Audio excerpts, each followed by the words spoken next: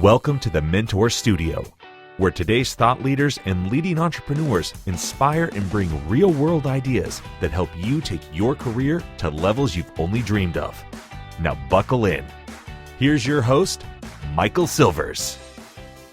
Hi, everybody. Wanted to welcome you to the Mentor Studio again. I'm so glad you're here. I know your time is important as our time, and it's taking that mentoring to the next level. So if you want to be part of the Mentor Studio as a member, and you guys have known we slowed that down, right? We actually closed the doors for a couple months because we have partnered with a lot of other organizations that are bringing their members towards us, but we're opening those doors back up. And so if you want to be part of the Mentor Studio, just go to thementorsstudio.com. You can sign up. It's $4.95 a year, and you'll be mentored by some of the greatest on the planet. You know who it is. We've talked a lot, those of you listen to the show. And we only bring the best of the best on here. So the other day, I was so honored as one of my mentors is now got a wonderful award at the Global Gurus. And so the Global Gurus is an amazing organization, and Bill Walsh was on there, and we helped host it. And there was this gentleman on there named Mr. Eddie Turner. And he was professional. He was there. But you know what attracted me from another perspective? He was there to help. He helped members if there was a question. He always got on early. He stayed till the last, and he was there to truly make a difference and be impactful. And for the Mentor Studio, we're always looking for mentors who will make a difference in other people's lives and not make it about them. So without any further ado, and he's going to tell you a little bit about himself too. You know how we do that at the Mentor Studio. We let them earn the right. Let's give it up for Mr. Eddie Turner. Eddie, how you doing? Michael, thank you for having me. What a pleasure to be here with you. And yes, it was absolutely a delight to meet you and Bill Walsh. Man, is he a ball of energy or what? You and your team performed admirably at the Global Gurus 2021 Summit. In fact, you all are the reason the summit was a big success. It was all the hard work you all put in behind the scenes. So I'm very grateful to you and grateful to be here today. Yeah, it's great to have you. You know, it's funny too, is because, you give that a service piece, and Bill just wanted me to, so I jump on and I helped the board and everything. And who was it before we all got off? It was either Mark or Marshall said, "You're coming to our meeting next year, right?" I said, okay, I would love to be there. So you're not talking to me. Won't be the same without you. Right, just hang out. I'm like, I'll be there. That's great. So Eddie, tell us a little bit about your background and why you're here today. I'm Eddie Turner, and I am the Leadership Accelerator. I work with leaders to accelerate performance and drive impact. And I do that in three primary ways: executive coaching, masterful facilitation, and professional speaking. I'm also the host of the Keep Leading podcast, and I am an author of an international best-selling book, 140 Simple Messages to Guide Emerging Leaders. Oh, I love it. And the thing that people always ask, and we don't ever want to forget this because my team will do the show notes and they'll post this all, but I like to make it easier for my team too. If somebody wanted to reach out to you or find you, because people, obviously they look at Instagram, those are too big unless you make it easy. What's the easiest way for somebody to reach out to you if they want to find out more about what you're doing, or if it's even a fit with something they're looking to do? The easiest way to contact me is to visit askeddieturner.com. I spell Eddie, Eddie. So askeddieturner.com will give you links to all my social media, and you can connect with me. I welcome that. Connect with me, follow me on my social media, details about the services I offer, links to my books, and any of the features of me being in the news, videos, blogs, my Forbes columns. All of those things are available at askeddieturner.com. Fantastic. What's great about that is, and by the way, so my team now will put everything up. That makes it easier for the listener. We always, listeners, we do whatever you want. And we've had things asked and we just always make it happen. And the biggest thing about really what's going on today, people, because a lot of the shows have been pandemic, kind of, right? But everybody's still learning and educating and getting that next piece of their business in line, or the mindset, or how to manifest and how to be different. I'm going to jump into the meat in the beginning, because I think from you, this is going to be really impactful. I can tell right away. What are three things that the audience today could take away from this call? Give them three things that they can walk away with tomorrow and start using actually the minute they listen to this download to help move their life. Eddie.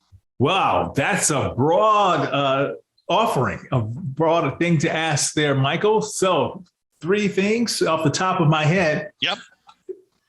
My mind is always about leadership. As we're looking at what's unfolding in the world around us, it just screams the need for leadership. So how can everyone listening right now do their part to take a little ownership for whatever area they can control and be a better leader? Is it in the home? Is it in the community? Is it in their place of worship? Is it at their place of employment? Wherever it is, can each of us do our part to be a better leader? And that means it's not about whether we have a formal title in an organization, at our place of work, or any of these other areas. Being a leader means we see something needs to be done and we address it. We do the right thing without waiting to be asked, without waiting to be told, and in some cases, in spite of what's popular or not.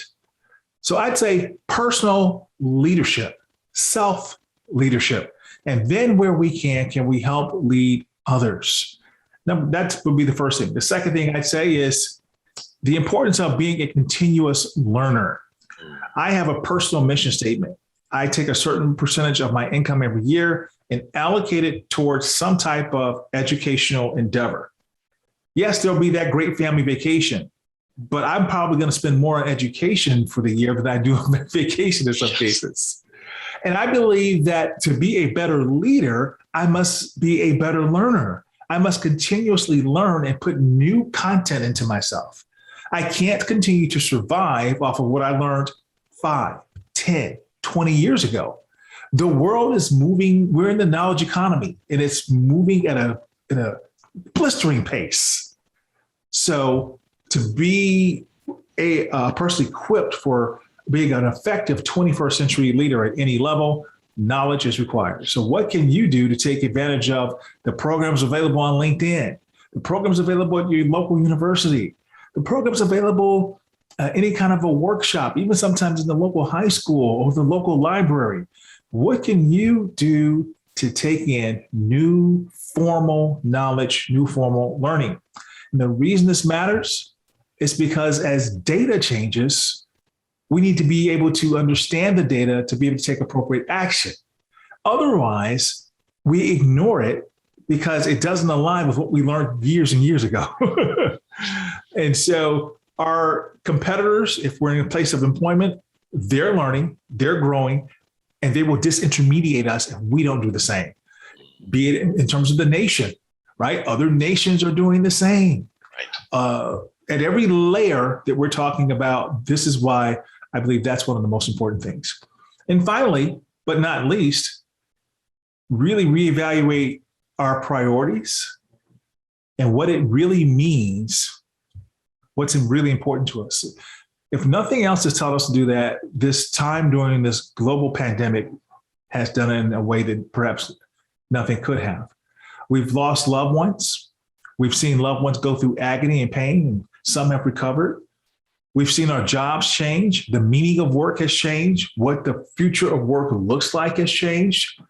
And many of us got more time with families our family members than we ever would have had before. Now, in some cases, we may have had more time with them than we would have cared for, right. Some of my friends say.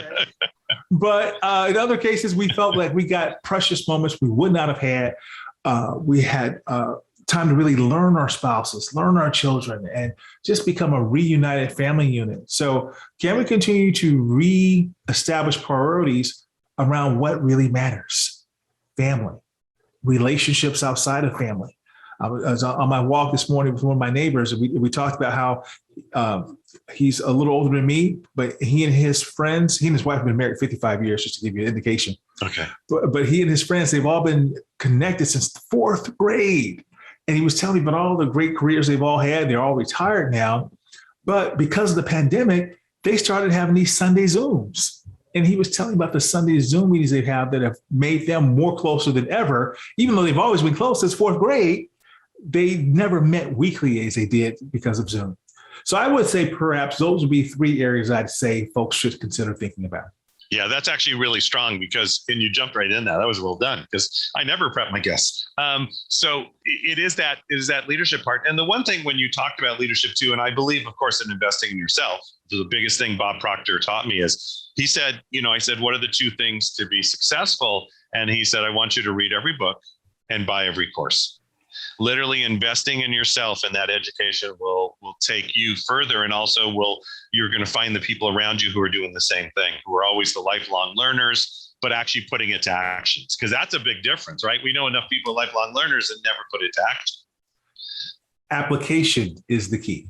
There you go. I like it. You're good. And the question that comes up is, though, I think the leadership is a critical piece. That leadership part. And so many people, we hear this from beginning entrepreneurs and, even people who have businesses. I'm not a leader yet. I don't know enough to be a leader. Can you address that question a little bit? There's this, I can't be a leader. And we hear that all the time. I hear it all the time in the work that I am involved in. And interestingly, I coach people as young as 18 years old at several college campuses where I'm an executive coach. And then I coach, of course, senior leaders, executives. And I'm expecting to hear statements like that from my young people who don't feel like they're old enough, smart enough, accomplished enough to be a formal leader. But you'd be surprised how often I hear that from some senior leaders, not trusting in their ability. In fact, the imposter syndrome kind of kicks in. And even though they're very educated, very well accomplished, they may not still see themselves as a leader or able to maybe lead at a new level when given the opportunity. So many people suffer from that imposter syndrome or the insecurity or lack of confidence when it comes to accepting formal leadership in an organization. But increasingly, people are starting to understand that what's perhaps even more important than formal leadership is informal leadership. And informal leadership means that you may not have that senior title, but you are able to still lead through the power of influence in an organization and actually have more power than even the person with the formal title. And quite frankly, when people with formal titles start to understand the power of influence, they point to their title a lot less. Oh, agreed. Agreed. And because it's even that power within, that power inside all of us to, we meet people who are younger. You can feel the confidence. You can feel we call them in our rapport leaders. They're the ones who just seem to attract people, and they don't have to say, well, by the way, I did this and this and this and this, right? They don't even ever go there. It is that being able to, it's having that natural piece. And it's also, I think, the importance about leadership is not everybody could be a leader, right? Because there's great followers. And this has always become sort of a negative word out there. But are you great at what you do? And so let's say there's an idea set, and then I'm the one, though, who will take that idea and take it out. I'm the one who will follow through, because sometimes those of us who do some of the thought leading, we have a tendency of, here's a great idea, here's what it is, but I need the team that's smarter around me to make it happen, because I'll be off to the next idea, right? I mean, you keep jumping. And I think it's really important to know that we all have the leadership potential, but sometimes being a great leader is to be the best follower. And that doesn't mean that you go along. Eddie, talk about that. Indeed. And sometimes to be a great leader, we must be a great follower. And we need look no further than someone as the great John Lewis, who just died. He was seen as a leader, of course, in his day, but he started off by being a follower of Dr. King. Mm-hmm. I'd also say that, the work of Dr. Ronald Heifetz at the Harvard Kennedy School is just a landmark work in this space, helping people to understand the real difference between leadership and authority. And when you start to break down the true meaning of that in those words, he really helps people to understand leadership in a whole new context. And then building the capacity to be a leader, no matter who you are. In fact, Jim Kouzes and his co-author, Barry Posner, of one of the books I call the Leadership Bible, the Leadership Challenge. It's in its 6th edition. And they've been writing and studying, researching leadership for 30 years. And that book is one of the great books that many people point to when they're studying leadership and scholarly research. Well, one of the things they say in that book is that they've never met a leader who was not, they've never met someone who's not capable of leading, in that they say less than 1% of a million have zero leadership capacity at all. Wow. That means most people do have the ability to lead at some level. Wow. Wow. That's actually great. Thank you for that. Because that's there's no plus in that one. That was it was fantastic, and it's that part of being a leader. I'm going to move away for that for a moment, but there's that tendency of we always say to students, new entrepreneurs we work with, it's not about you feeling bad that you don't have something. Look for the skills that you do have, right? It's like, don't come with the problem, come with the solution.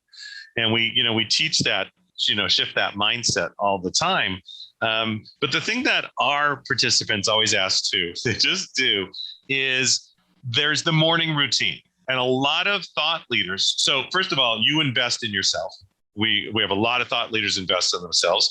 You have obviously the leadership potential and the rapport for that, which is very common. So they want to also know, and this question comes up all the time when we do mentoring calls, what do you do in the morning? What not only gets you up, but do you have a routine in the morning that puts you into the right mindset? What is that for you? I think that having a morning routine is fundamental to being a great leader. When we listen to Bill Gates, Condoleezza Rice, listen to any of the great leaders, they will all tell you what they do. And for many people, it starts with simply getting up early. For some people, that's 4 a.m., others it's 5 a.m. And I kind of vacillate between the two. And then having a set routine, be it a spiritual routine that I run through of prayer or Bible reading, meditation, exercise. I had ignored physical exercise for a while, so much so that I put on, during the pandemic, 50 pounds. And I had already been 50 pounds overweight. And I got really serious and really tough with myself. And I can say that I have formally dropped all of my pandemic pounds. Congratulations. And that started by making sure that my first appointment every morning was with myself, that I had to treat myself as my most important client. And so I don't minimize the importance of exercise. It's not something that can wait and I can do it later. There were some really significant physical ailments I was starting to have as a result. And so it's not just about, hey, I don't care about what I look like anymore. I'm not a young guy out here. No, it really was impacting how I'm able to show up as a leader and how I'm showing up for my clients. And so simple things about just my energy level, my ability to breathe freely. So exercise is really important to me now as a part of that. And then some type of learning and through my 3 areas of vocation. So I'm reading something about professional speaking, something about facilitation, something about coaching, and certainly keeping up with the day's events. So the New York Times, Wall Street Journal, CNBC, they play very prominent into my morning routine. Yeah, no, that's fantastic. And because some people say, well, but don't you make a lot of money or don't you become an entrepreneur so you don't have to have routines? And if you love what you do, there's that tendency. And I tell people all the time, the reason that I do the things that I do is because I love what I do. I found something but sometimes you just need to build in some of the routine, because being an entrepreneur working from home, it's been 22 years now. Let me tell you, there's lots of days where I don't want to do anything. And I'm like, I don't want, but building that routine, I realized, God, I love what I do. God, and I never want this to stop. And because I have 5 grandchildren, I look at them and it's even, what do I want to be for them? Right? Do I want to be the grandpa who can't even pick the ball off the floor?